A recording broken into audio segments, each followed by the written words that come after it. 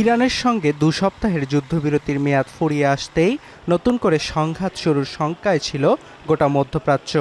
আর ট্রাম্পের ফের তেহরান আক্রমণের হুমকি তা উস্কে দেয় কয়েক গুণ।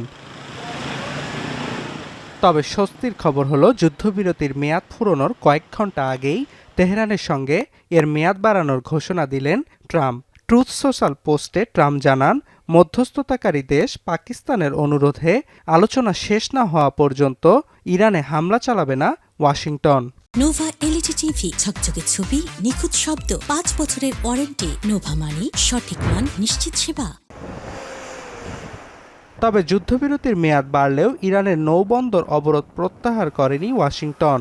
ইসলামী প্রজাতন্ত্রের নেতারা ঐক্যবদ্ধ চুক্তির প্রস্তাব নিয়ে আলোচনার টেবিলে বসা না পর্যন্ত মার্কিন সেনাদের ইরানের জলসীমা অবরোধ অব্যাহত রাখার নির্দেশ দেন মার্কিন প্রেসিডেন্ট। এ বিষয়ে বিস্তারিত কথা বলেন যুক্তরাষ্ট্রের অর্থমন্ত্রী স্কট বেসেন্টো। জানান, ইরানের বিরুদ্ধে সামরিক অভিযান বন্ধ হলেও দেশটির ওপর অর্থনৈতিক চাপ অব্যাহত রাখবে মার্কিন ট্রেজারি বিভাগ। দাবি করেন, ইরানের ভঙ্গুর তেলক্ষেত্রগুলো বন্ধ করবে ওয়াশিংটন। এছাড়াও ইরানের সঙ্গে সংশ্লিষ্টতার দায়ে ১৪টি প্রতিষ্ঠানের ওপর নিষেধাজ্ঞা আরোপ করেছে অর্থ বিভাগ। কিন্তু এখন পর্যন্ত ট্রাম্পের যুদ্ধবিরতির মেয়াদ বাড়ানোর বিষয়ে কোনো আনুষ্ঠানিক মন্তব্য করেনি তেহরান। এর আগে এক এক্স পোস্টে আব্বাস আরাকচি দাবি করেন, ইরানের নৌবন্দর অবরোধ করে যুদ্ধবিরতি লঙ্ঘন করেছে ট্রাম্প প্রশাসন।